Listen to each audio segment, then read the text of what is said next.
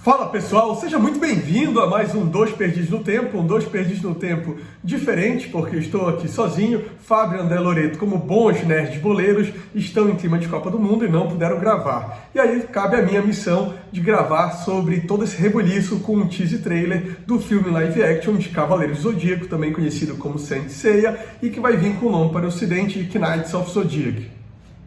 Esse projeto, essa ambição da Toei Animation, ela foi anunciada em 2016 numa CCXP, quando falaram dessas intenções. Só que aí veio o Covid e acabou paralisando tudo, notícias muito esparsas, uma filmagem ali, sempre todo mundo com muito pé atrás, sempre com material que gera muitas dúvidas.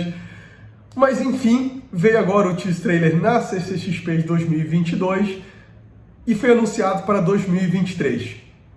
Vamos começar primeiro falando de elenco, pessoal. Elenco a gente tem grandes nomes e nomes desconhecidos para o grande público, mas talvez com uma boa perspectiva em combates e artes marciais. A gente tem Xambin como Mitsumasa Kido, sim, ele vai morrer para variar, acho que é por isso que ele aceita esses papéis, inclusive. A gente tem a eterna Jean Grey, Frank Jameson, como o vilão Gurad, no caso a vilã. A gente vai falar sobre isso, sobre essa série da Netflix e como ela vai conversar com esse filme. A gente tem o Diego Tinoco como o Ikki de Fênix e a gente tem o McNeil, que é um ator que vai interpretar o Seiya de Pégaso. A gente também vai ter o Cassius e vai ter o Tatsu, mas são atores de menor importância, papel menores. Então, os quatro, digamos assim, importantes que a gente vai ter vai ser o Ikki e o Gurad como vilões. E a gente vai ter o Seiya, o Mitsumasa Kido, e a Madison Iceman como a Siena, como no caso a Athena, né? Siena é o nome do mercado americano, mas é a nossa deusa Athena. Por que eu estou falando do mercado americano? Por que vai vir com o nome Knights of Zodiac? Porque é uma tentativa da Toei Animation de alcançar um novo público. Não só, mais uma vez, uma tentativa de renovar Cavaleiros do Zodíaco, né? A gente já teve a série da Netflix, a gente já teve animação 3D no cinema, vários anúncios e outros projetos. E esse então é mais um de buscar uma nova geração e principalmente o mercado norte-americano. Porque Cavaleiros do Zodíaco, apesar do grande sucesso dele devido à TV Manchete, com toda a geração dos anos 80 e anos 90 no Brasil, no Japão ele não é o mesmo fenômeno, né? Ele faz sucesso, mas não é algo assim hors concurso. O grande sucesso dele é Brasil, França, Itália e mais uma outra localidade da Europa, mas uma proporção menor. Então existe na cabeça da Toei Animation um mercado a se explorar, somente as novas gerações e o mercado norte-americano. Foi a mesma coisa com Dragon Ball, inclusive tentaram fazer com o Dragon Ball.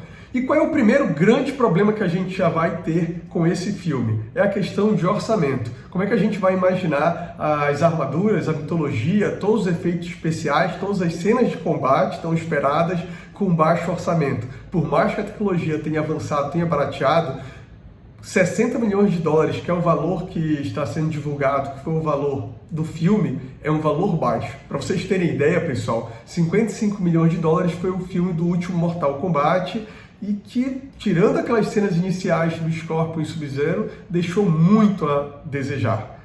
E isso já deixa todo mundo com o pé atrás, até porque se imagina uma necessidade maior de efeitos especiais. Como eu disse ainda há pouco, não só os golpes, mas as armaduras tem que estar tudo muito bem. A imagem da armadura de Pégasus, pessoal, que foi divulgada no teaser trailer, ela não é de toda ruim, mas ela também não é satisfatória, tanto que existe um rumor muito grande que isso daí vai ser uma armadura temporária, que durante o filme vai aparecer a verdadeira armadura de Pégasus. Ela até aparece rapidamente ali numa cena com o cavalo de Pégasus, né, com o desenho da constelação e o Seiya pulando, e parece que a armadura vindo para se encaixar. Então o pessoal tem a expectativa, tem a esperança de que não vai ser esse material que está aparecendo na maior fase do teaser e que apareça assim em algum momento a armadura final. Outra coisa que a gente vai ter que se acostumar é com esse capacete já fechado. Ele parece que vai perdurar bastante. Eu não gosto, mas deve ter algum motivo, deve ter alguma explicação. Talvez seja até essa a explicação de que isso não seja em definitivo. Um ponto bom do teaser trailer é que aquele início do Shura de Capricórnio com o Aiolus de Sagitário defendendo a Athena, por mais que a distância, por mais que com muito CGI, muito escuro, ele foi muito satisfatório. Outro problema, algo que tudo indica que vai ser uma bomba, pessoal, é que a história vai ser muito parecida com o que a Netflix fez e desagradou a maioria dos fãs antigos e desagradou também a nova geração. Não foi o suficiente para cativar. A gente não vai ter aquele torneio brigando pela armadura de Sagitário, a gente não vai ter o duelo entre os Cavaleiros de Bronze ali naquele início, não vai ter a luta de Sei e Shiryu. A gente vai ter o quê? O Gurad com o Mitsumasa Kido, tendo conhecimento do bebê Athena, e ali o Gurad vai querer explorar o cosmo de uma forma militar. Ele vai quase que sintetizar, né, e colocar para armaduras, para que qualquer pessoa, passando por alguns testes, possa utilizar, ainda que em uma menor escala, como se fosse uma bateria de energia muito forte, aquele cosmo da Athena. Enquanto que o Mitsumasa Kido acredita fielmente nas palavras de Aioru, que ela é a salvadora e que vão ter os cavaleiros para proteger.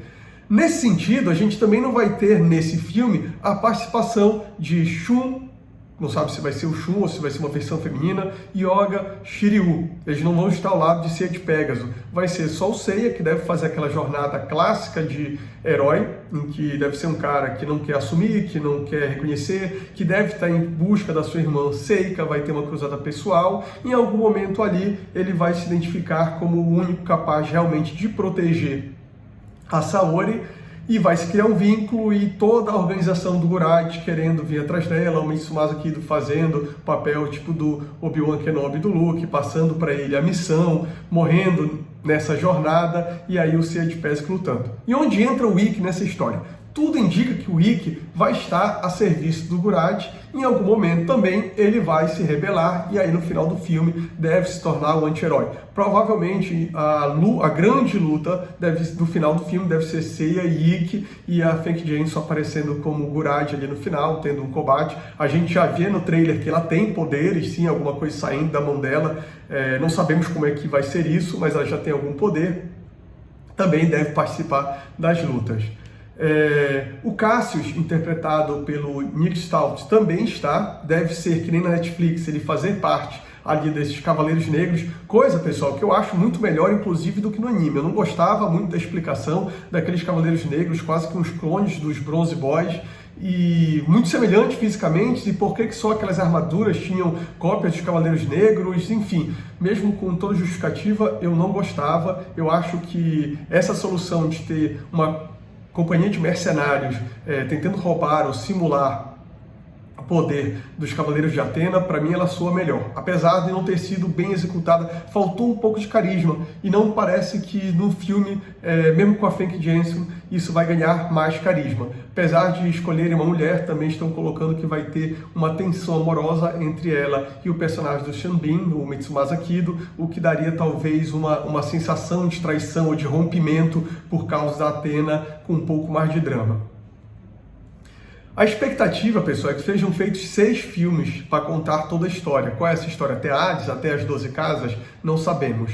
Um ponto positivo é que em final de 2021 a Sony entrou no projeto e isso daí passa um pouco mais de credibilidade, passa um pouco mais de confiança. É um grande player, querendo ou não, ele não vai colocar seu nome se não tem um mínimo de credibilidade no material que ele viu.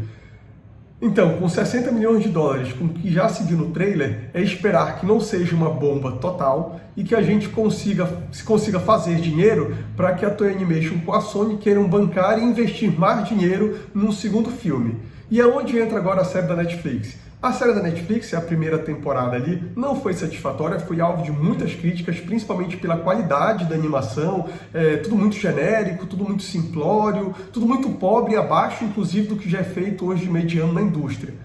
Só que essa série não era a Netflix que fazia, ela só estava distribuindo, só estava passando nela.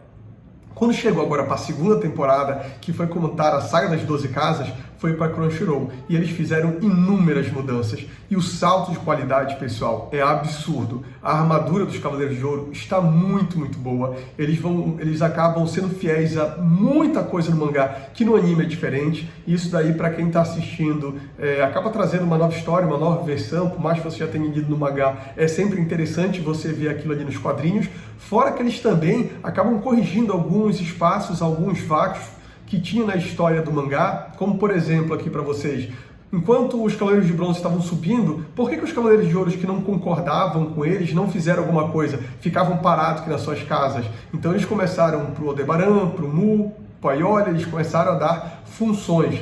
E todo o papel do grande mestre, por que tem alguns cavaleiros que são fiéis a eles, mesmo indo contra Athena, criaram também uma justificativa muito, mas muito mais interessante. Então pode ser que esse filme ele seja somente o início, que todo mundo não será 100% satisfeito, mas que crie dinheiro suficiente para que a Toei Animation invista no segundo filme e a gente vai ter a apresentação aí sim de Yoga, Shiryu, Shun, a gente vai ter a mitologia deles ali do Cavaleiro do Zodíaco, que sempre foi o grande forte da animação, da história em si, da saga, né? Não é algo inovador. A gente sabe que tem muitos problemas de repetição. O anime lá de 86, enfim, já tinha esse problema, mas a mitologia em si, as sacadas, as armaduras, a questão do cosmo, tem muito a se explorar, pode-se contar sim uma boa história e principalmente fazer uma boa atualização. Você gostou desse vídeo? Elevou seu cosmo? Deixe seu like, se inscreva no nosso canal, deixe seu comentário, fala se a sua expectativa para Cavaleiros do Zodíaco é alta ou se você não está esperando nada desse filme. Até a próxima, pessoal. Bora ver se depois da Copa do Mundo os dois nerds boleiros estão aqui de volta.